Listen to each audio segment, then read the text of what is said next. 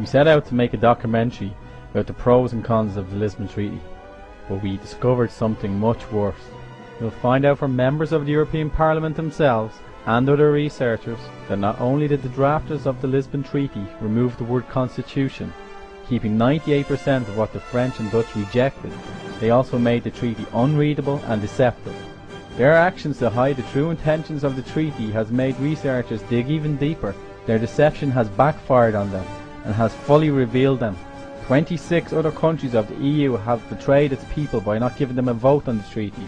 Only Ireland has the power to stop it. Only Ireland will be given a referendum to save democracy and freedom for the people of the EU by voting no for them. And make no mistake, this treaty is tyrannical and it will end democracy, as you will hear from the MEPs. This is the biggest threat to Ireland since we won our independence, and the fate of 500 million people lies in our hands.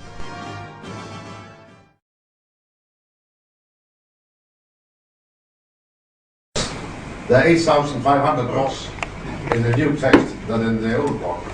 But since they had the instruction from Sarkozy to make a mini treaty, the Council was then instructed to change the font so that they have less space between the lines, and now they have managed to have 8,500 more words and 62 pages less. So that way we can make a mini treaty. It's not a very sympathetic way the European Council have worked. In this case, they took a political decision, they made a political agreement among Prime Ministers that this text should not be put for referendum anywhere. Then they tried to avoid it in Ireland. But it was not possible because your thoughts in this country are still too independent. Congratulations. Because you said no, that what is published until now, signed by the Prime Ministers, is a text they have never ever read. Never. Why? Because it can't be read. This is not a treaty. This is 300 pages of amendments to 3,000 other pages of treaties. And you can only read it if you take one amendment by one and then look it up in the existing treaties and insert it. We will do that job for you so that you will have a reader-friendly edition that's possible. They have decided in the Council that it's not allowed for any institution in the European Union to print a consolidated version which can be read before it has been approved in all 27 member states. This is a decision. The European Parliament, we agreed unanimously in the Constitutional Affairs Committee that we wanted a reader-friendly edition, a consolidated version, which could be read unanimously. We will not have it, because higher powers decided we cannot have it. This is an instruction from some Prime Ministers. They do not want the text to be read. The order is signed. For France and Netherlands, they voted no. There is a difficulty also in the UK. I mean, they don't really agree with the Constitution. Wallström, she opposed the idea of dropping the word Constitution. Bertie Ahern was one of the big pushers to get rid of the word Constitution. Makes people nervous. Well, she opposed it. She said, look, she just felt like brazen it out, get it in, because then afterwards you're going to be acting like a constitution, and you don't want people saying, but we didn't know. So she was like, no, we shouldn't. It's a mistake to do that, and she'll probably be right in the end of the day. So we have to have a constitution or a set of rules or a set of values, whatever you call it, and get hung up in the constitution name. But we agreed originally it would be called the Constitution. So, answer your question, I think 2008, and the other side of the French elections, we'll come back to this again. Probably a slimmed down version of the Constitution, but hopefully will not too much change in the substance of what we agreed 3 years ago. But then they have managed to change the presentation. They take away the word Constitution from the front page. And if you then go in the Lisbon Treaty to Declaration number 27, you will then find that there you have the Constitution again, because it approves the existing court cases, the verdicts from the court in Luxembourg. Among them, you have verdicts explaining that the European legal system is a constitutional system. From 86, there's the first verdict. From 91, you have it explicitly stated by the court. They're trying to undo the democratic legacy of the French Revolution in this. the right of peoples and nations to self-determination. That's the key thing that is at issue. Countries can no longer decide their own policies. Peoples can no longer decide. The Irish people won't be able to decide under this backward and anti-democratic treaty. And that's why we should say no to it, so that they have to go back. I was on the plane with Charlie McCreevy the other day, and when we were getting off, you know how you're kind of stuck in the aisle together.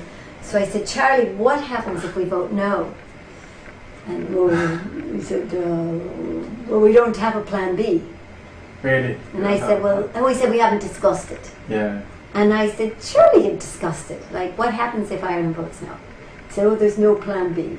But I said, I'll tell you, if you keep going to the Irish people and telling them they're going to laugh at us or trying to make them afraid, etc., I said, that doesn't go down well with people. Yeah. That's not respecting. You know, come out with proper arguments, come out and show them the treaty. He said, because you could turn them into no voters simply because of those kind of tactics. Yeah. Well, I said to Charlie that Cohen Bendit, and he's a funny guy. He's the co-president of the Greens in the Parliament, and he had been a student radical, you know, violently participating in the Paris riots as a college student. And then he was an MEP for France, and now he's an MEP for Germany. But he put a big article in the Irish Times saying that if we vote no, we'll be kicked out of Europe. And I said, so I said that to Charlie, and he said, oh. And I said, well, Charlie, you know as well as I do, there is absolutely no legal possibility. There is no way to kick somebody out of Europe. Yeah. I don't remember France getting kicked out of Europe when No, they no, voted no. no on the treaty, No, but they on the can't do it. constitution. They can't do it. They can't get it into put it into law without unanimity among the 27. And they can't expel it. It's not a question of being expelled from the EU or anything like that. We've got all the existing treaties would remain in being, and we have our full rights and entitlements under them. But we'd have said no to this new treaty. While immigrant workers can be a benefit to a country, an oversupply is damaging to the economy, especially to the middle class, the majority of the people. In 2004, the EU expanded, bringing in 10 new members with a population of 75 million, mostly from the former Soviet bloc.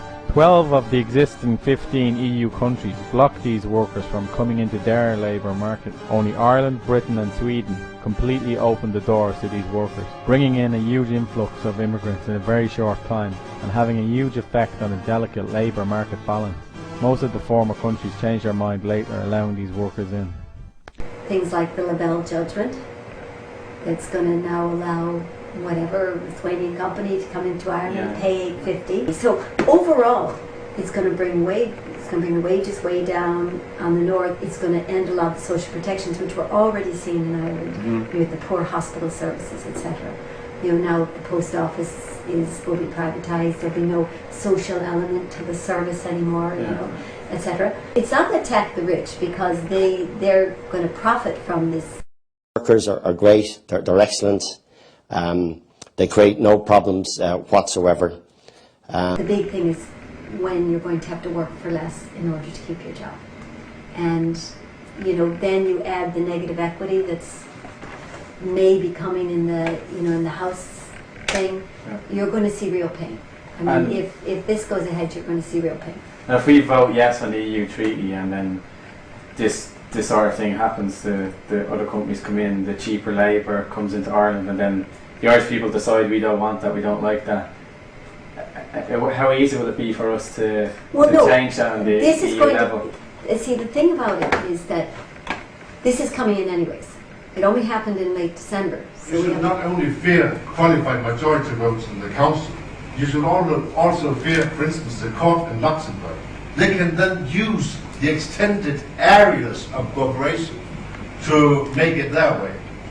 Let me give you a new example. 18th of December 2007, just before Christmas, the court in Luxembourg took a very important and far-reaching decision in the so-called Laval case. A Latvian company went to Sweden, built a school, the Latvian salaries. The trade unions in Sweden were not against foreigners coming, helping to build a school, but they insisted that those who come should go for a Swedish salary when they work in Sweden. This case was then brought to the court, and Sweden was outlawed by the court. So it's now legal in Ireland, and the Constitution, Lisbon Treaty, will legalize it formally by approving the verdicts, the existing verdicts. It's now legal for foreign companies to come to Ireland, the foreign labor, and give them the salary they deserve at home, in Latvia at home. This is possible. If you have a minimum salary, as you have in Ireland, €8 or something like that, then you can force them to pay the €8 as a minimum salary. But you cannot force them to pay the normal salary. And then there are two consequences. They come and take your jobs because they're cheaper. Or they come and have a lower salary, and you can keep your job by lowering your own salary. You know, So it's going to come in even if we vote no. But where voting no will affect it is that the Services Directive, which this is based on, at the moment we could fight through the courts, you know, with Irish law, with the right to work, you know, with whatever. We could take the best of what we have left and try to fight things like this. Using the Irish Constitution. Whatever. And so once it's completely superseded, then we're just completely at the mercy of the Services Directive and this judgment that defines a need protection around tax.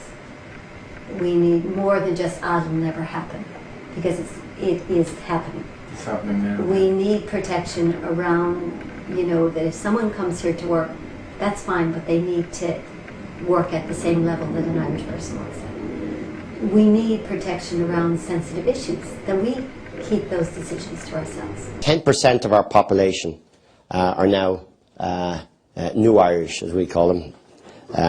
The figure 10 years ago was 1.5%. When the new member states joined in the accession the 1st of May 2004, that we would open up Ireland to those 10 new member states, and we did that. European Union at the moment that was formulated around maybe 9 or 10 countries.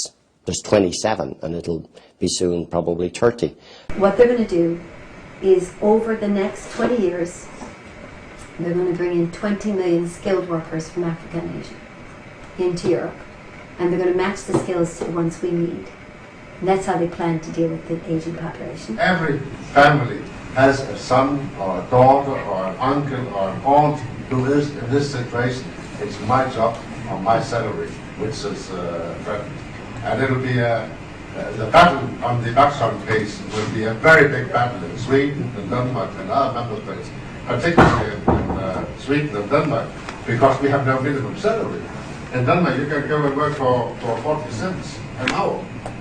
We have 85% of our workers in trade unions, so no one goes for 45 cents and work.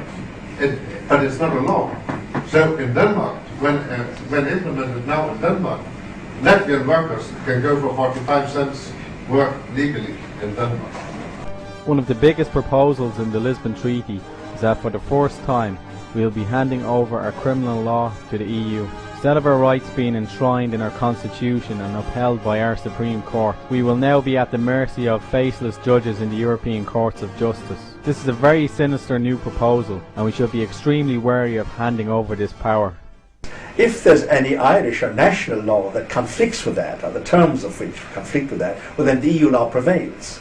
Thus, for example, one other very important development in this Lisbon Treaty is that the EU Charter of Fundamental Rights, which is a Charter of Rights, right to all sorts of good things, right to free movement, right to free speech, right to life, right to public health and all the rest of it. These rights are set out in the Charter. Well, that sounds grand, but the important thing is that the EU would then get, the EU Court of Justice, which is the EU Supreme Court, would then get the final say in deciding what our rights are. I've talked to each and every individual, apart from Cathy herself, about this issue. It's about Article 14 of the Irish Constitution, it's habeas corpus. And basically, we have reason to believe that habeas corpus is not going to exist if this treaty is actually brought through. And I was one I was just wondering if you could actually comment on this. If, for instance, Spain or the UK would ask to take you for some suspicion of some crime, then the Irish judge shall only ask what is your name, and if your name is what is wanted, the Irish authorities are obliged to deliver you for eventually 4 years prison in Spain without being put for a judge.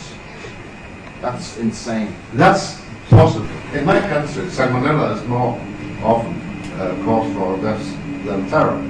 So we stick to our principle that 24 hours you can be in prison, and after 24 hours you have to be before a judge, and if the judge do not prison you, then you are a free man. Under what provision is it? This is already now. It's the law already now under the. In relation to the treaty? Yes, it's a part of the Lisbon Treaty as well. The difference is it cannot be done by qualified majority, according to the Lisbon Treaty. But it's a rule when if you are under terror suspicion, the Irish judge may not put other questions to you. Just deliver a person to a British judge or to a Spanish judge.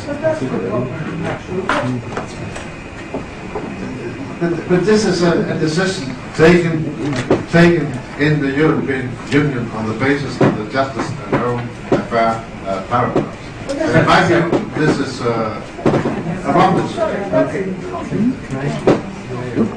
Sorry, I just wanted to. We're not here to discuss.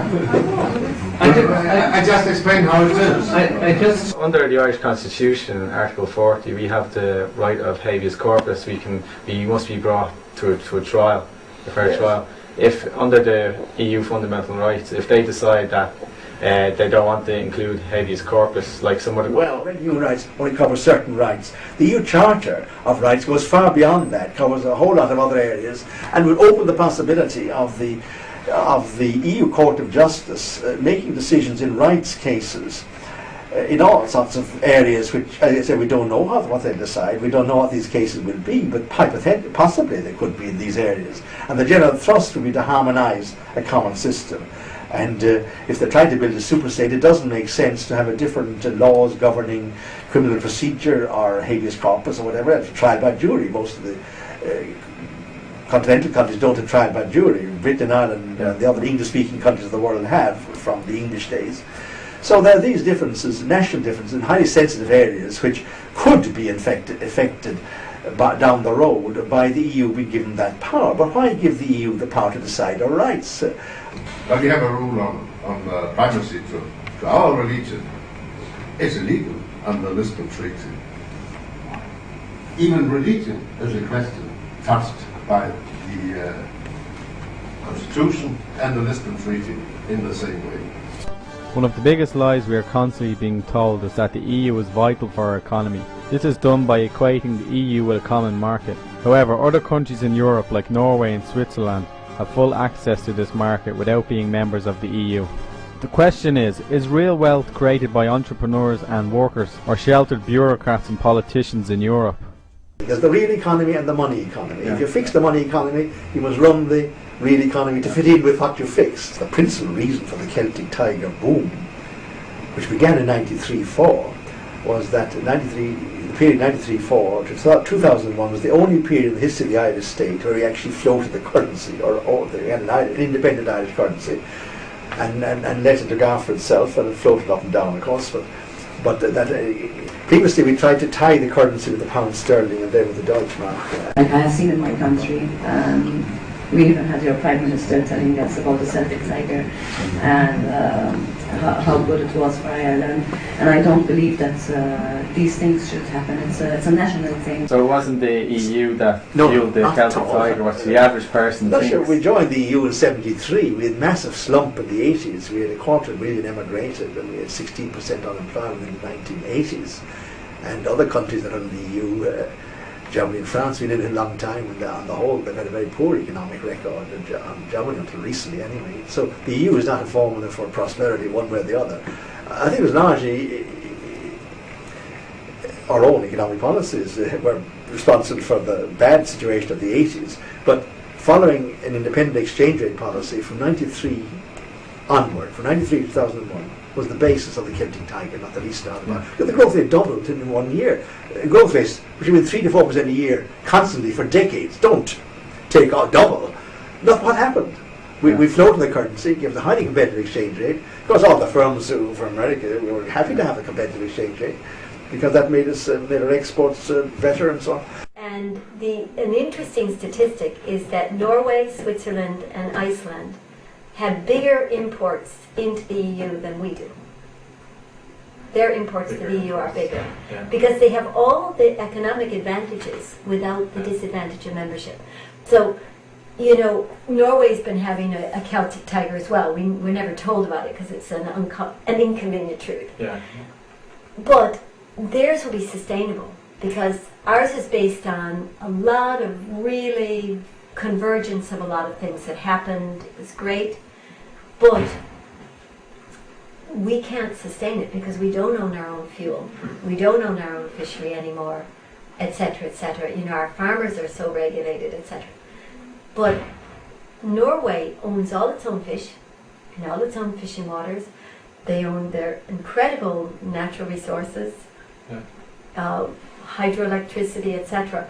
And they're importing energy to Europe now. But now the dollar is going down, the euro is going up, and that of course is making us less competitive.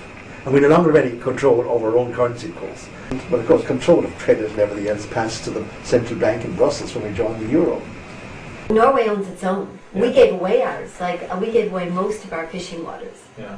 So as to grow, and I think the big scandal when the initial deal was struck is that the fishermen were sold out from the beginning.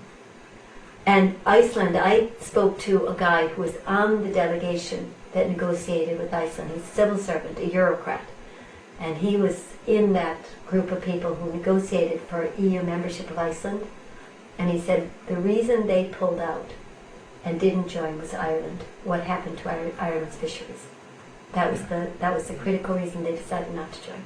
But the other point you mentioned was that, of course, we had a boom in the late 90s anyway. House prices were going up. We then joined the Eurozone, and that gave us a lower rate of interest. We nearly halved our interest rates, when we joined the Eurozone, which made them go up, boom even more. Because if you've got a boom on, and capital is, you know, and then make capital even cheaper, borrowing and credit even cheaper, which would lower the interest rate, which happened when we joined the Eurozone, people are going to borrow even more. Do you think that would make an economic collapse even more? Well, it contributed to the boom, undoubtedly, especially the boom in house prices. Yeah. And you would say that if we had our own central bank, it would have adopted a more conservative attitude. It wouldn't have cut interest rates. Well, it depends. If you want to borrow, you like lower interest rates. If you want to save, you want higher interest rates. If you buy, you know, some people would like cheap interest rates, but it's not always the best thing to have dirt cheap interest rates. And some people are now a lot of people have borrowed up to their eyes, you know, and they're caught with huge houses that they bought, and that they, you know, they can't pay the interest, and that the value of the house is going down. Yeah. I know some people who are living in an 80-year-old 2-bedroom house that has a tiny bathroom, and they think they're rich because it's gone up to 400,000. It's the same house they're living in when they were poor. So this house doubled in price in the last 5 years. I mean, it's notional value. I mean, if we heirs will get the benefit of it, but it could well come down in price. Come down by half in the next 2 years. I mean, house prices are falling now. Nobody knows how much they'll fall, but I think they'll fall quite significantly. It's the bubble that's been inflated so much. Yes, there's an interesting on the Irish Times yesterday by a chap on that and on his own. The following section might shock you. You will be thinking, how could such a system be contemplated for democracy, let alone be implemented, and why is it deliberately deceptive? Everything in this brief summary is backed up and will be presented. The European Council, made up of 27 Prime Ministers from the EU countries. The President of the EU will be decided on in private/secret negotiations instead of being democratically elected. France's President Sarkozy has informally proposed Tony Blair as the first EU President, which could last up to 5 years.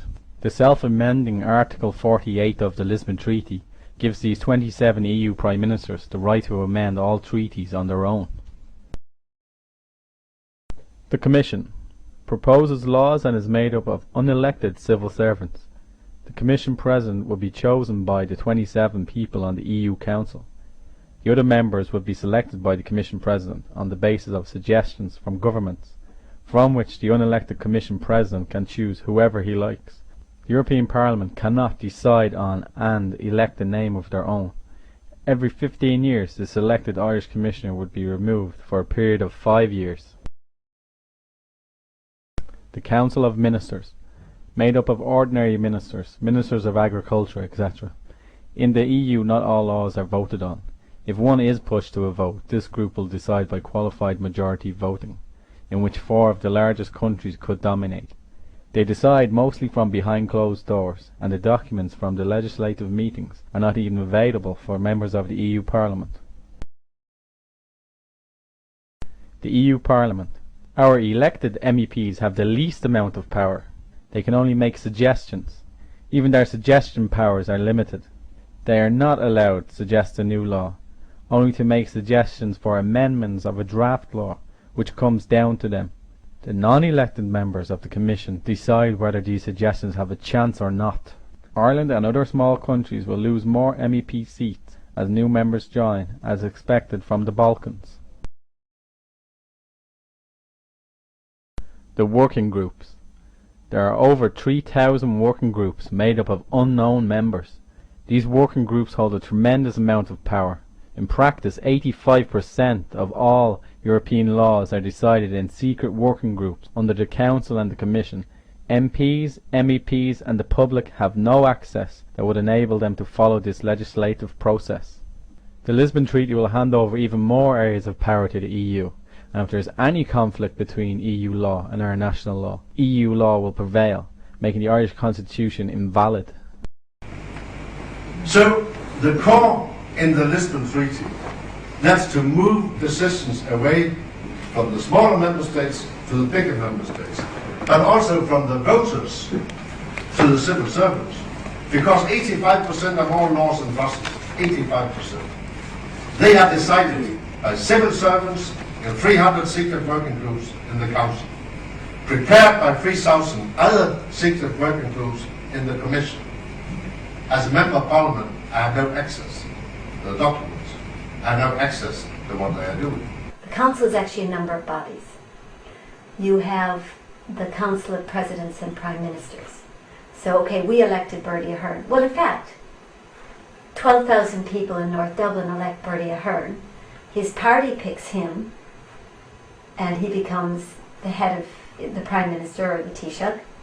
And then he goes over to Europe and starts with 26 other people ruling 500 million people. Yeah. Which, on 12,000 votes. So I mean, that's the kind of tenuous link to a mandate that he has. But under the new arrangements after Lisbon, there'd be a permanent chair for 2.5 years renewable once, which means up to 5 years. So you have a permanent president.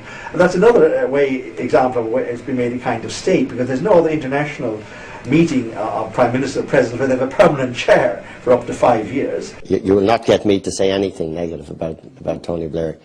And I cooperate with him on European matters as well, and increasingly my ally in fighting various issues. The Commission is hugely important because it proposes all the laws. So another change that's been proposed in the Lisbon Treaty is that at present every state, each one of the 27 member states has a commissioner. That would change, and it would become 18 out of 27. In other words, the number of commissioners would be reduced by 1/3, which means in effect that for every 5 years out of every 15, Ireland would have no representative on the Commission, which is the body that would be proposing all sorts of important laws that would affect us. We wouldn't even have a representative. And the third change that's being made in the decision-making system is that when we do appoint a commissioner for the 10 years out of every 15 which we would have one, we no longer have the decisive right to decide who the Irish commissioner would be. We can only make suggestions. First, the European Commission have a monopoly to propose a law. No one else. You have to be non-elected to be able to propose a law in the European Union. The Commission has a monopoly. Well, but you have an Irish commissioner there. He can then take care of Irish concerns in the Commission. The Lisbon Treaty will abolish the permanent Irish commissioner. It's essentially the Council of Ministers are making the laws on the basis of the proposals of the commissioners. So at national level, the national parliaments lose the power to make laws, but the Irish Minister of Agriculture would be able to make agricultural laws.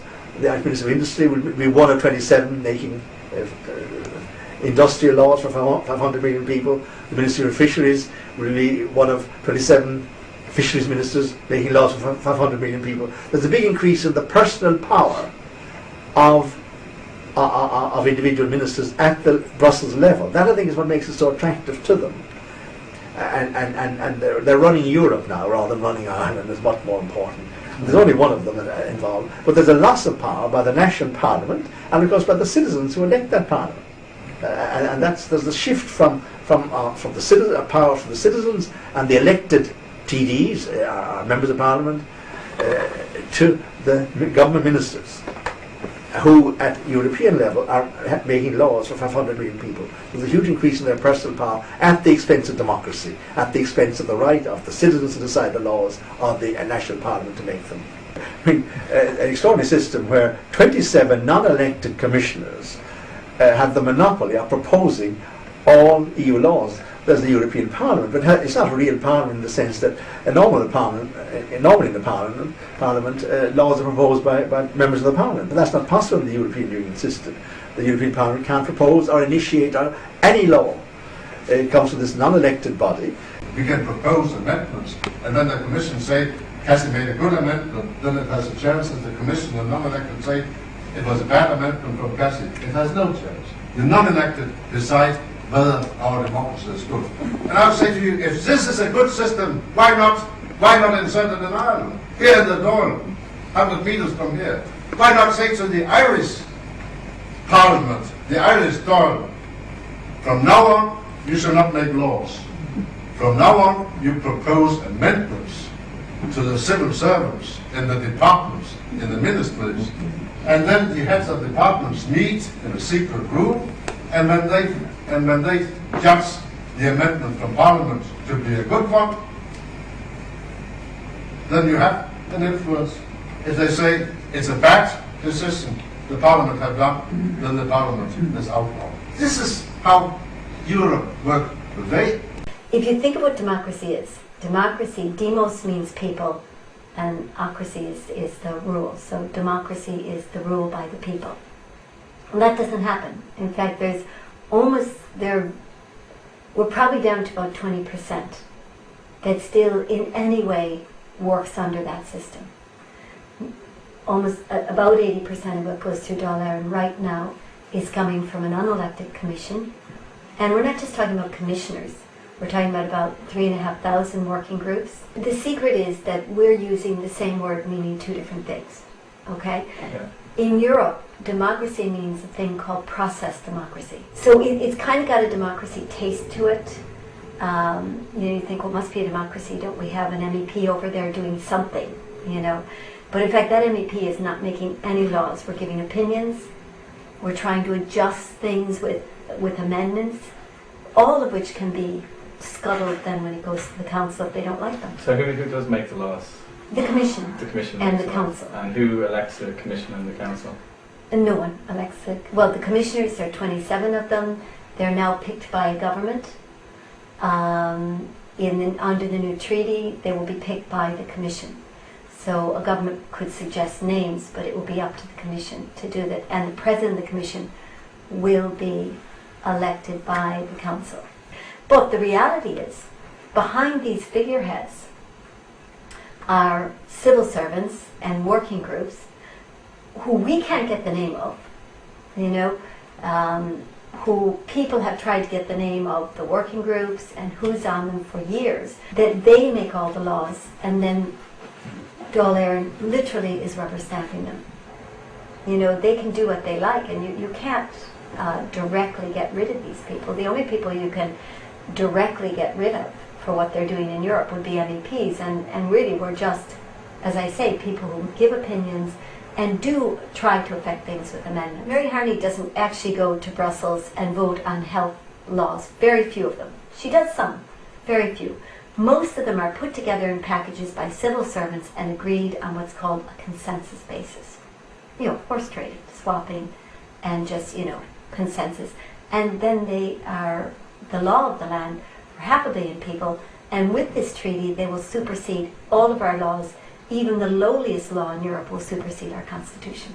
So that effectively is the end of the Irish constitution if you vote yes? It is, yeah, and it's the end of that direct rule, because the constitution was the point at which the people directly govern themselves.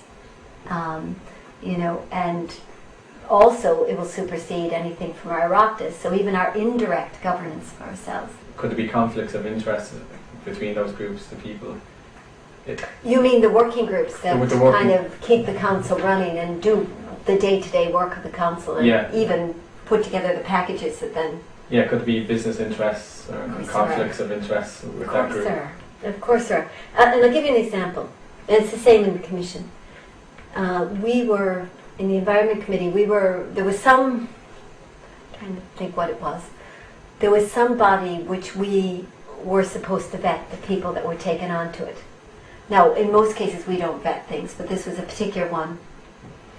And several of the candidates for it might have been the European Medicines Agency, EMA, and I think that was what it was, and we were vetting the representatives or the board for that. And like so many of them came straight out of the pharmaceuticals. And we were objecting to this. And the excuse given, well, if you eliminate everybody from the pharmaceuticals, then you won't have any experts, because they're the ones with the expertise. If you eliminate them because they work for, Merck or whatever, then they're the experts. Therefore, we have to let them through. Yeah. So, I'll give you an example. In EFSA, the European Food Safety, I can't remember, before I was in the Parliament, somebody really pushed, they really devoted a lot of time to it, and they eventually got the question of aspartame and other artificial sweeteners. Because there's so many studies come out, linking them to cancers and tumors and things like this, and diabetes. And it turned out that the committee that was set up within EFSA to look at artificial sugars was a small committee, and included somebody who had spent their whole career working for the artificial sugar industry. Yeah. And we complained about that. Now, most of the time we wouldn't have known that. In this case, we did happen to find that out. And normally you wouldn't know. No, normally we wouldn't have known who was on it, but Yeah. for some reason somebody discovered this. And but that's quite typical. And of course they found nothing wrong with the artificial sweeteners. Donald Rumsfeld, he was in charge of the company that first made that, and he was also Aspartame, yeah. had influence on the FDA Yeah. that approved it. No, that has a very shady history, aspartame, and it is not a safe thing. It's quite a toxic thing. It's And- everywhere. It's in Coca-Cola and sugar-free drinks. Well, the problem is now they're putting it in the sugar things. Like if you go to even your sugar chewing gums now, Yeah, the yeah. sugar ones have aspartame. Another huge proposal in the treaty is that the EU will be turned into a state with all the legal personality of a state, will end the sovereignty and independence of the individual countries, turning us into small insignificant citizens of a huge totalitarian superstate run by the elites for their own agenda. Quote from Hans Echel, German finance minister. The currency union will fall apart if we don't follow through with the consequences of such a union. I am convinced we will need a common tax system. One area which is of concern in that respect is, of course, the whole question of taxes, EU taxes, and the preservation of the special tax regime, which has been so important here over the years to try and attract foreign companies to Ireland. At present, that couldn't be changed except unanimously. But if the Prime Minister and Presidents agree, they can shift it over to majority vote. So the only thing standing between us and the EU imposing taxes on us and change our tax regime would be the Irish Prime Minister and Taoiseach. The people wouldn't stand, and there is a provision that a national parliament can veto this, but Prime Minister and Presidents, if they want something, they can always get a national parliament to go along with them, as they're doing in the Treaty of Lisbon indeed. So that's a great concern. It's a self-amending treaty to a significant extent because of that. Imagine a system under which a non-elected body is itself in a position to extend the limits of its power. And one of the key things in the Lisbon Treaty is that it proposes that in some 50 or more new areas, the EU will be given power to make laws in areas where they can't make laws already. For example, in the area of crime, justice, policing, immigration, public health, public services, the EU budget, a whole lot of very important areas, of which probably crime, justice and policing are really very, very significant, because the EU hasn't had the power up to now to decide what are crimes, or to try and harmonise court procedures, or they have no power in this area, but they've been given this power by a transfer of a whole lot of other powers to make laws to the EU from the national states. So the Irish Dáil, or the Irish citizens who elect the Dáil, or the other national parliaments won't be making. Imagine that each extension process is irreversible.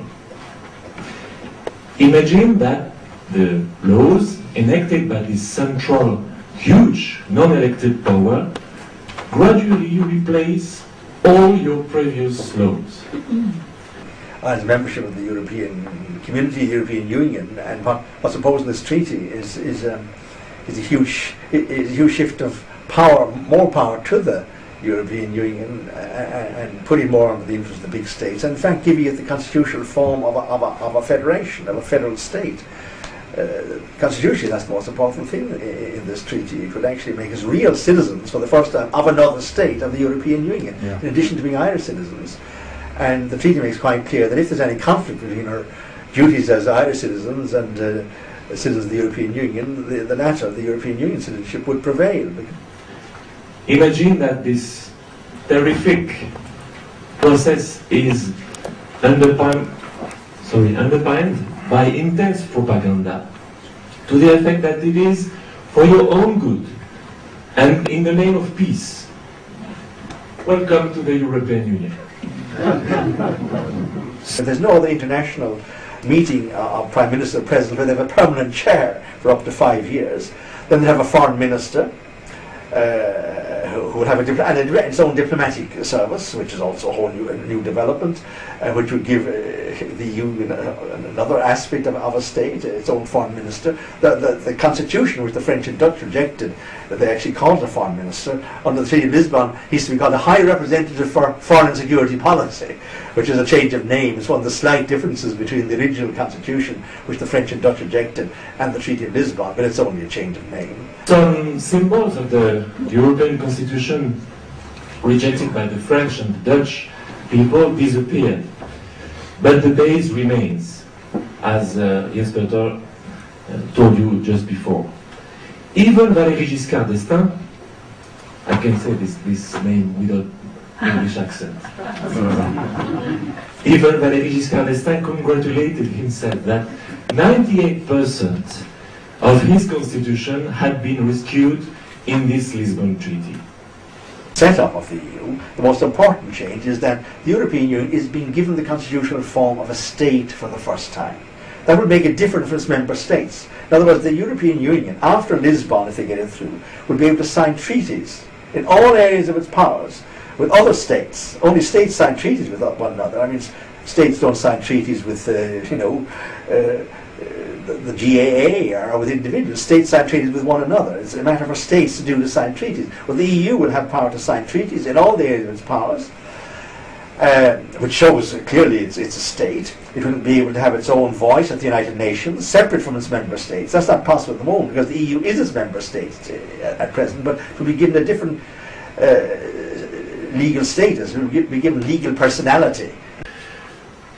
So, after France and the Netherlands, you'll have the opportunity to be the third people who, in Europe, refuses the dilution of political willpower that is handing us over to world forces and breaking one by one our vital links. I was talking to an expert in the Commission and I said, okay, we were talking about LNG, liquid natural gas, which they're trying to start a terminal in Kerry. And it's highly, highly dangerous because they concentrate gas by 600 times, put it in a very cold state, transport it in ships about the size of 3 football fields with an exclusion zone of 3 miles all around. So you know, and if anything happens to them, which occasionally has happened, you have a nuclear type explosion minus radiation. So they want to site this over in Kerry. And I said to him, you know, when Brussels is deciding on energy, am I wrong in thinking that they'll put everything dirty and dangerous on the outside edge? In other words, my constituency. And he said, well, of course, he said, there's no question that if it's dirty and it's dangerous, they're willing to sacrifice a few farmers out at the edge. Yeah. They're going to be, you know, it's like with your own body. If you're actually really starving, what does your body do? It protects the core.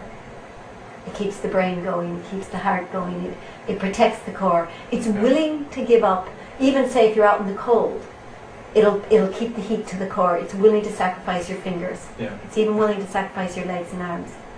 You know, if those are gone. It'll protect the core. If we are going to have the energy shortages they're talking about, they're going to be protecting Frankfurt and Berlin The core. Yeah. and Paris and London. They're not going to be worried about Ireland.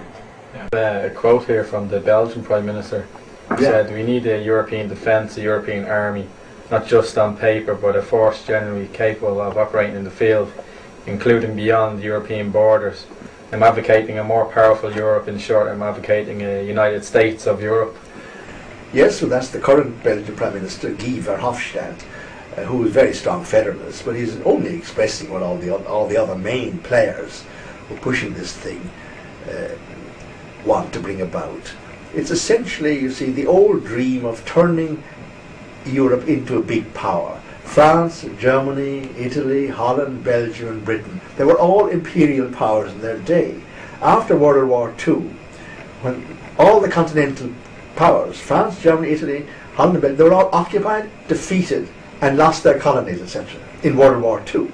The post-war world was transformed for them, but they said, we can no longer be a big noise in the world on our own any longer. Let's try and be a big noise collectively. Well, I don't know, but I was standing next to two arms traders in the airport about before Christmas on their way to Ireland. And Yeah, they both had American. arms. No, I was standing next to them pretending I wasn't listening and Yeah. listening. I was glued. Yeah. And they were both Southerners and they were flying in and they were just who was going to meet them at the airport and this company's really good and what they were going to be looking at. And you know, the one guy seemed to be, and the other guy seemed to be just, you know, meeting him and coming from a slightly different field. And one of the things they mentioned, they said, I didn't know they had those. He said, everybody has it, but they just don't say it. Solicitor Joe Noonan of Cork, who was involved in the 1987 Crotty case, has analysed EU militarisation in the Lisbon Treaty, and he has pointed out that Ireland will not need another referendum to go to war along with the EU, as that is part of this referendum with the Mutual Defence Clause. It also mandates member states to increase their own military capabilities to make available for the EU. Well, what's a more efficient EU? An EU which will make more laws. You might say that Adolf Hitler was very efficient. He could make a law every 5 minutes. He was a dictator. We're not even called nations or countries anymore, They're states. they're states. It gives a lot of power to a central authority that then goes out and fights things like the Iraq War. Or, you know, I'm not sure it really serves, maybe it's good for economics, but I don't think it serves people very well, and I certainly don't think it serves the world very well. You know, big power blocks, and that's what we're creating. Quote from Italian Prime Minister Giuliano Amato, later Vice President of the EU Constitutional Convention. The sovereignty lost at national level does not pass to any new subject. It is entrusted to a faceless entity, NATO, the UN and eventually the EU. The Union is the vanguard of this changing world. It indicates a future of princes without sovereignty. The new entity is faceless, and those who are in command can neither be pinned down nor elected.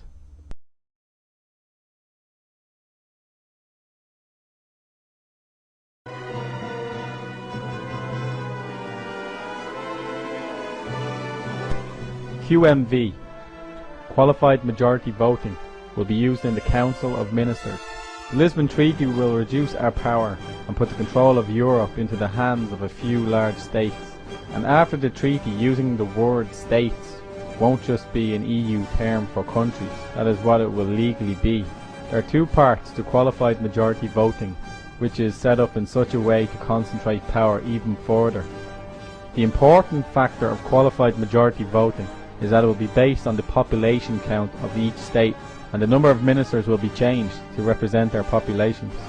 A state that has more land, thus a larger population, will be given even more voting power. Or rather, those states' ministers will be given even more power to vote whatever way they want, even if it's not what their people want.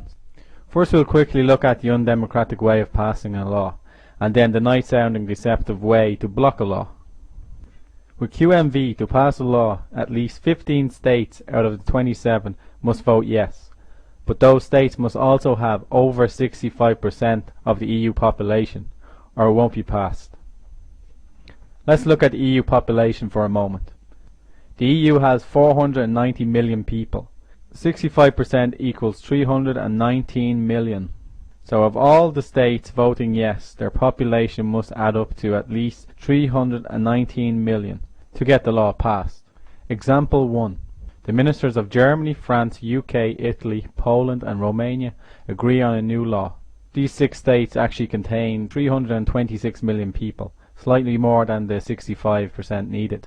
But 15 states is also needed to pass a law. So these 6 would only need to persuade 9 other state ministers, such as Bulgaria, Czech Republic, Estonia, Hungary, Luxembourg, Latvia, Lithuania, Slovakia and Slovenia. And the law will then be passed for all member states. That means the other 12 states, Austria, Belgium, Cyprus, Denmark, Finland, Greece, Ireland, Malta, Netherlands, Portugal, Spain, Sweden, the majority being well-established EU members, would still have no power, even when joining together. The combined population of these states is only 121 million. Not even enough to block, and a long way from the 65% rule if they with 3 other medium-sized states decided to vote yes on another law. Blocking. Rules for states that wish to stop a yes vote. As of this time, the EU's official frequently asked questions page does not fully explain the important blocking factor. The missing piece of information makes their explanation very misleading, but legally they are covered, as they are not really lying. They've just conveniently left out a vital piece of information, a clerical error they could plea. On the site they say all you need is a minimum of 4 states voting no to block a law from being passed, which sounds nice. But that contradicts what they said about 15 countries voting yes, meeting the population requirement against 12 voting no, and the law being passed. What they don't tell you is that to block a law being passed, a minimum of 4 states must vote no, and the population of those 4 states must be at least 35%. They don't tell you about the 35% blocking rule. 35% of the EU's population equals 171 million. And as convenience would have it, Germany and France's population adds up to 147 million. Still 24 million short, but Germany and France would only need 2 other countries to make up that, such as Romania and Bulgaria, or any other 2 from a variety of combinations. This is an amazing gain of power for the larger countries. Example 2.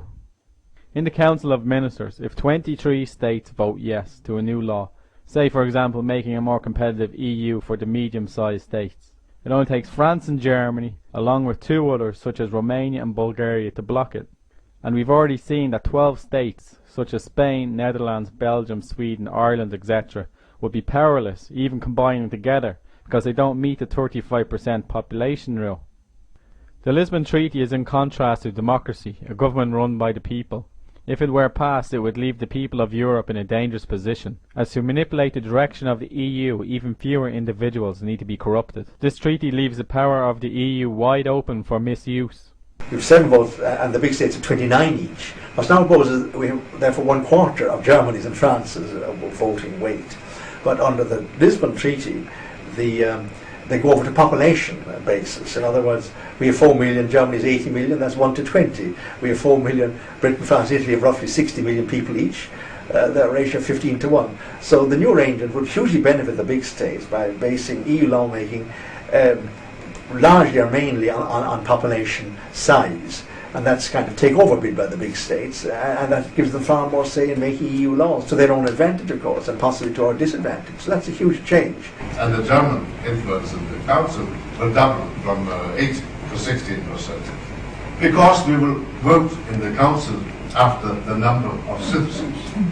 That 15 must make up 65% of the population. So the blocker law is the opposite. The blocker law, you need 35% of the population, and the minimum of 4 states. Germany, if Germany wants to block something, Germany and France together, because Germany's 80 million, 82 million, France is 60 something, that's between the 140, and the rules are that there should be a minority. There must be at least 4 states to block something. So if Germany and France, if they get 2 other states to work with them, they can block. And with this new population majority voting In the council, yeah, are even in the council, even where, you know, those matters that are controversial enough or of enough importance that our ministers actually vote on them. Now our minister will have a body of votes, and an Irish minister will have the equivalent of about 4 million votes. Yeah. But a German minister will have 90 million votes or something. You know, a UK minister will have 70 million votes, etc. So, you know, our 4 million will be nothing. But with every enlargement, we will go down until we're down to 6. We discovered that the more you look into the EU, the more it becomes clear that it's part of an even bigger global agenda. This agenda is to end national sovereignty and independence and merge more and more control of the world into the hands of a small number of elite who have great influence on large countries and organisations. History has proven how this level of power corrupts and has shown how it's open to abuse, tyranny and repression of the population. We have before us the opportunity to forge for ourselves and for future generations a new world order, a world where the rule of law, not the law of the jungle, governs the conduct of nations. When we are successful, and we will be. Part of the bigger agenda for a global union by 2018, because there already exists the African Union, the Pacific Asian Union, the European Union, and the recently signed North American Union. It was signed in 2005 that links Canada, Mexico and America together as one union, where all the sovereignty of all the countries have gone. That's been signed away. The new currency in the North American Union is the Amero. If you Google it, you'll find out about it. It's identical to the euro, and it's really paves way for a global new world order. Has anybody on the bench anything to say about it? Anybody familiar with that? I'm not really familiar with that, except one report that all MEPs were sent making the case for a North American Union about a year ago. We were all sent this, and it was very like the European Union, only it was America. Proposed new currency for the North American community, which is being developed right now between Canada, the U.S., and Mexico to make a borderless community, much like the EU, and the dollar, Canadian dollar, U.S. dollar, and the Mexican peso replaced by the Amero. It means open borders, commerce at all cost, and by the way, without the approval of either American voters or the U.S. Congress. We have a real chance at this new world order, an order in which a credible United Nations can use its peacekeeping role to fulfill the promise and vision of the UN's founders. The connection between the United Nations, New York City, and the Rockefeller Foundation is clearly drawn. So if we could play the video, I really would appreciate your watching it. I think you're going to enjoy it very, very much.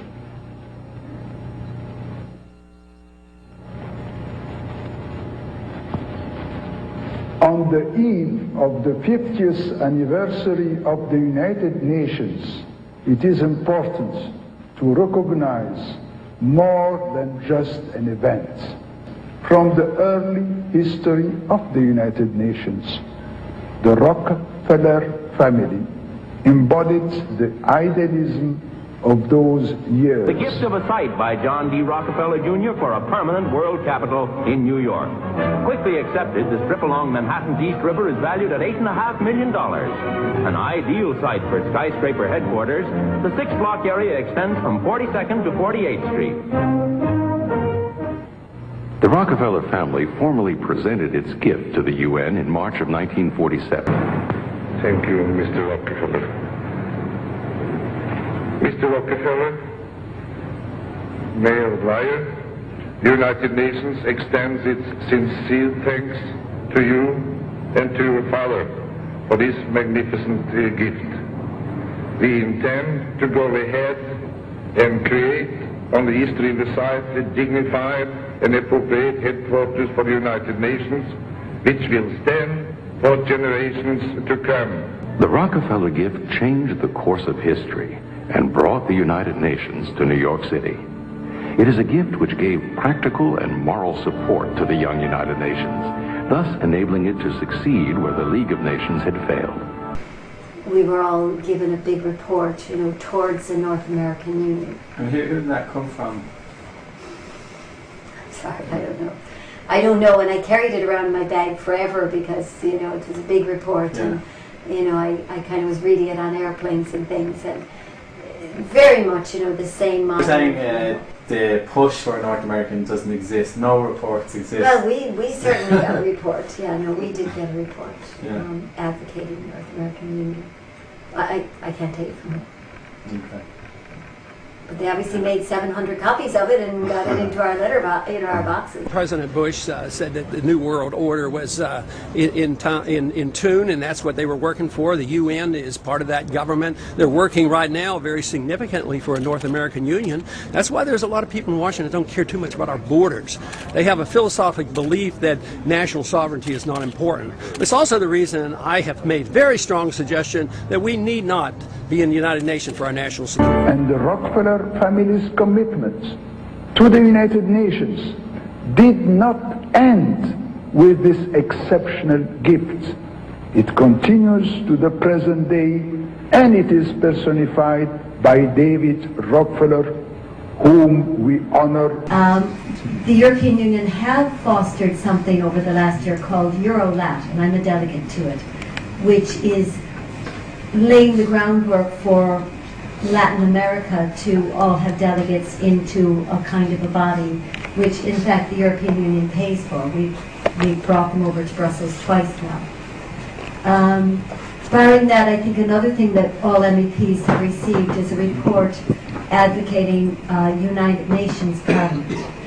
And there's kind of a move for a United Nations Parliament. Just little things like that. But I think more the bigger global question is how different things plug us into various conventions, say UN conventions, etc., for better or for worse, that nobody actually had any vote on, and were often decided in very political ways, and are suddenly showing up in the European Court of Justice. They will quote a UN convention on this or a declaration on that, and you say, well, where did that come from?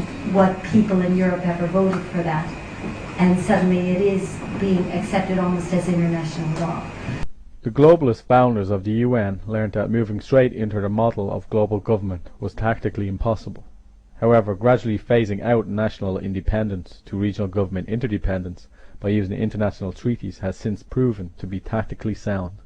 Europe sees us in terms of regions. There are different regions. There's regions in terms of development, there's regions in terms of fishing, but more and more these regions are kind of coming together and being very identifiable. And there's a thing called the Committee of the Regions, which is one of the institutions of Europe. You have the Commission, the Council of Presidents, the Council, you have the Parliament, you have the Committee of the Regions, the Court of Auditors. So it's actually a full institution, and it's a Committee of the Regions. And many people ask, at what point does that completely take over from the nation? At what point do the nations begin to disappear and we just deal with regions? And certainly more and more policies are designed to deal with regions rather than nations. I have a quote here from the Belgian Prime Minister. He said, we need a European defence, a European army, not just on paper, but a force generally capable of operating in the field, including beyond European borders. I'm advocating a more powerful Europe. In short, I'm advocating a United States of Europe.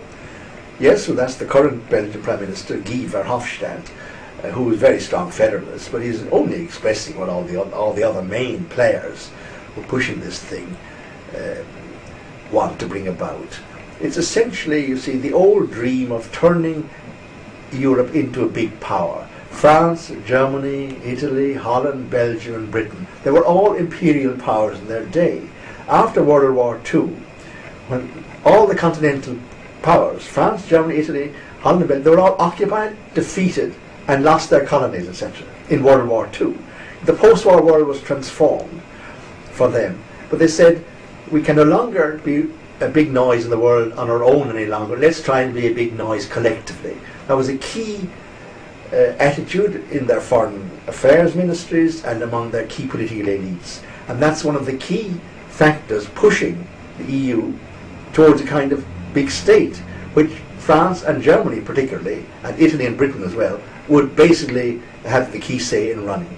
So this desire to be a big power is fundamental, and the quotation you gave indicates that. But it's what reflects the political outlook of these former imperial powers, but it's not the political outlook of a country that was a colony and colonized and a victim of the British imperial power for centuries, namely Ireland. It's not our view, and it's not appropriate to us at all to be try and revive an empire once again. We want a Europe of independent, sovereign, democratic states cooperating, but not being run by some key elites in order to be a big power in the world. The World Federalist Association, or WFA, is one of the largest organizations that openly promote world government. Periodically, the WFA extends a Global Governance Award to a prominent individual pushing for the same goal. Former CBS anchorman Walter Cronkite was among the recipients of the WFA award. Thank you very much. Today we must develop federal structures on a global level to deal with world problems. We need a system of enforceable world law, a democratic federal world government. In a closed-circuit hookup, Hillary Clinton congratulated Cronkite. For decades you told us the way it is. But tonight, we honor you for fighting for the way it could be. The EU treaty, it concentrates power. I'm just wondering in the future if that got into the wrong hands, what would happen? And yeah, if it gets in the wrong hands, then somebody has a lot of power. And this is the problem. We always say, but it won't. But that means you never studied history. Like, what is so different about us that never happened before, that we're so special and so trusted? I think they were more moral 100 years ago. Maybe, yeah, in fact, maybe. But there has never been a time in history when we couldn't say never, that someone couldn't ascend to the throne, if you like, and do terrible things. And it keeps repeating through history, and the more power they have, like the saying, the more it corrupts. And so I think, you keep power at a person level because people can be trusted. Number one, people are motivated differently than elites. People are motivated, they have kids they want to be sure to feed. It anchors the decisions into the realities of everyday life when you keep the power rather than kind of sending it way off there where I know from being in the Parliament, a lot of them don't even collect their own dry cleaning, much less, know how to run a washing machine or know the price of milk or anything like that. And it's very hard. I often see them doing things and I'm thinking, see, for me, I'm always like, well, yeah, but how's this going to affect a family? Like, what is this going to be like on the ground? And it's easy for me to do that. But they're kind of like helium balloons, kind of off up in outer space with all these ideas, and that on the ground are going to be disaster, and often are disaster. Quote from German President Roman Herzog: "Most people have a fundamentally positive attitude to European integration, but at the same time they have an ever-increasing feeling that something is going wrong, that an untransparent, complex, intricate, mammoth institution has evolved, divorced from the factual problems and the national traditions, grabbing ever greater competencies and area of power, that the democratic control mechanisms are failing, in brief, that it cannot go on like this."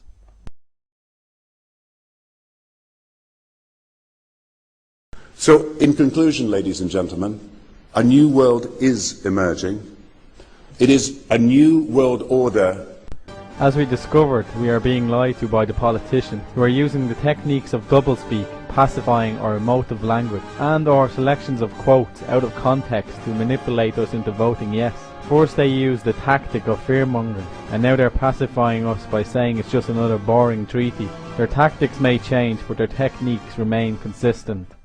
I think Bertie Ahern or others who are actually talking about the treaty aren't actually giving the facts of the matter. They talk in very broad terms about do we be badly affected, or do you want to make a bigger and a better EU? But in fact, if you actually look at the specific proposals in the Treaty of Lisbon, which is the EU constitution renamed and repackaged, specific proposals are very much against our interests.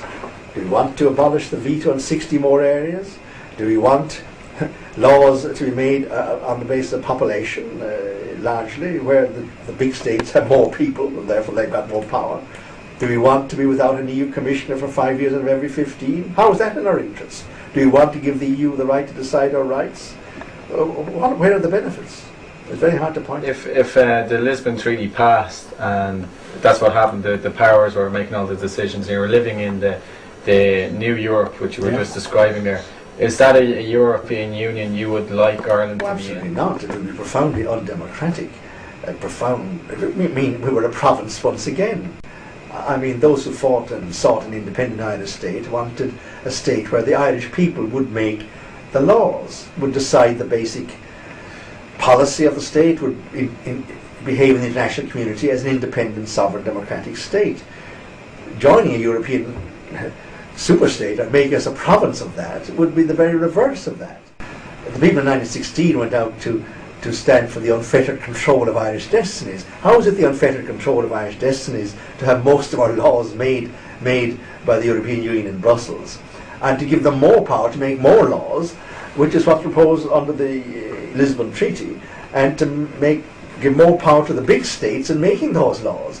It doesn't make sense. So if it were brought off, if they do bring off the Lisbon Treaty, and they're going to deny citizens in all the other countries a referendum on it, and it's basically the same thing as the French and Dutch rejected, if it's brought off, I've not the least doubt there will be huge democratic reactions down the road in all the European countries where there's some sense of democracy and that citizens must have a say. I've heard quotes from some politicians and prime ministers from Europe, and basically they're saying that the local people don't know how to run anything, and they shouldn't be trusted to make important decisions, and it's best not to tell them the full truth. That's right, and we have a lot of quotes even around this treaty to that effect. Well, I know there's one Irish MEP who has said very plainly to me, I don't believe in referendums. The people elect us, we're the experts, they don't fix their own plumbing. We know about this, and they should just leave it to us. Would that be a majority view? Well, he's maybe more honest than others in the way he expresses it, but certainly I had a long chat with a guy from the Chinese embassy in Brussels, and I was putting to him about having elections in China, and he said, oh no, he said, we couldn't do that.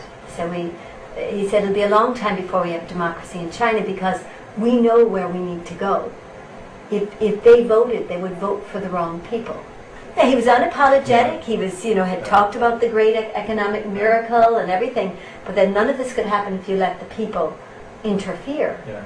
And I'm not sure what he articulated is a million miles away from the way, the designers and the, kind of people feel in those institutions in the EU. Just a little story about this point. Yesterday I was having a drink, and by random I met a lawyer from the European Commission. She didn't know where I was working, and just to have fun I proposed her to read these notes I had in my pocket to check if it was okay, the content was credible and fair. And she started to read, and at this point when I I wrote that even Valéry Giscard d'Estaing was happy to see his text rescued. She told me, but if you say that, Irish will probably be afraid and they will vote no. I said, I don't know, but is the content of what you are reading is correct of my notes? And she answered, yes, but sometimes it's better not to say the truth to people. If they do succeed in the yes vote, where they'd be spending millions to convince people on the yes vote, and they'd be on TV already. Bertie Ahern was on TV saying that every sector of Irish life is going to suffer if you don't vote yes. So what if people go to the polls and they're in fear, and they do the yes vote, 10 years down the line they find out it's undemocratic and they want democracy back? How easy would it be for us to Well, it's not get easy. out? Once you lost democracy, you find it very hard to get it back. It's like good health. You only appreciate the importance of good health when you get sick. And it's like that with democracy. You know, we've had a written declaration there for MEPs to sign, you know, calling for referendums in every country, and none of them have gotten the required signatures. You know, for the most part, MEPs will not sign that. They don't want referendums. If Ireland vote no on the EU treaty, we'll be saving democracy and saving the people's power for 500 million people in Europe. Absolutely, we will be defending democracy for not just ourselves, but for the whole of Europe, for all the 27 states who have been denied a say in this matter, where the peoples have been denied a say, and we will be upholding the fact that the French and Dutch have already rejected this, and we don't want it either. And we will be cheered all over Europe, I would say, by ordinary citizens. Then if you were the third people to say no to this treaty, the Irish three-leaf clover will become, for all the European people which won't have the chance to vote, the symbol of democracies which don't accept to die. Thank you. How can people trust them again? Because all these quotes of them saying that the people don't understand what's going on, they shouldn't have a say, and local governments just get in the way. We purposely made this treaty unreadable, and we took out the word constitution so it could be passed in other countries out a referendum. How can we trust these people again? Why don't think anyone trusts them? I don't think anyone trusts them, any of the political parties, or very few of them and very few people. On the 20th of February, the EU Parliament had a vote to respect Ireland's referendum or not. The overwhelming majority, 499 to 129, voted not to respect the Irish people. But as you already know by now, the EU Parliament is basically powerless. This vote was pure propaganda to fool you into thinking your vote won't count. This vote legally doesn't change a thing. Ireland can still save respect for democracy on behalf of 490 million people. It is very interesting to note that Irish MEP De Rossa also voted not to respect the wishes of the Irish people he pretends to serve.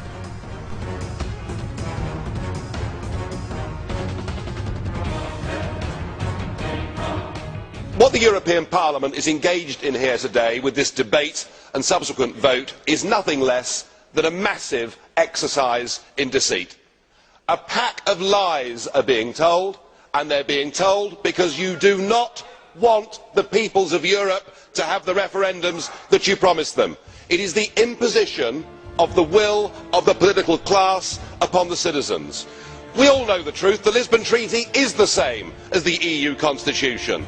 Exactly the same number of new competences. Exactly the same number of surrenders of veto. It is virtually identical in every regard. And it is constitutional because it gives this European Union a full legal personality, but worse still, it gives it the ability to amend itself in the future without having to refer to more intergovernmental conferences. It gives the EU the ability to legislate over literally every single aspect of our lives. I'm told, though, I shouldn't worry because the flag and the anthem have been dropped. Well, pull the other one. There's a great big flag at the front there. It's nonsense. It's all part of the lie.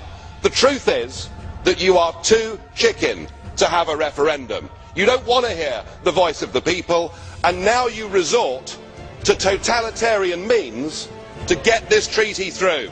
We heard Denny Cohn-Bendit say that those that oppose this treaty are mentally ill. We heard Mr. Schulz say that those of us that objected to the sheer dishonesty of this project were behaving like Nazis back in the 1930s. Well, I think the ordinary, decent citizens of Europe will work out for themselves who the extremists are.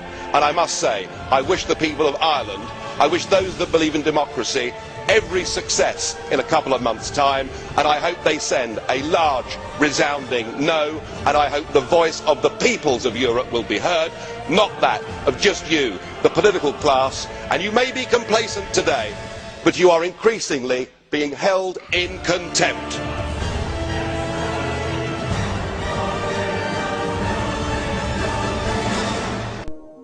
We have discovered that the people behind the scenes of the EU have a larger plan to put back the power into the elite's hands.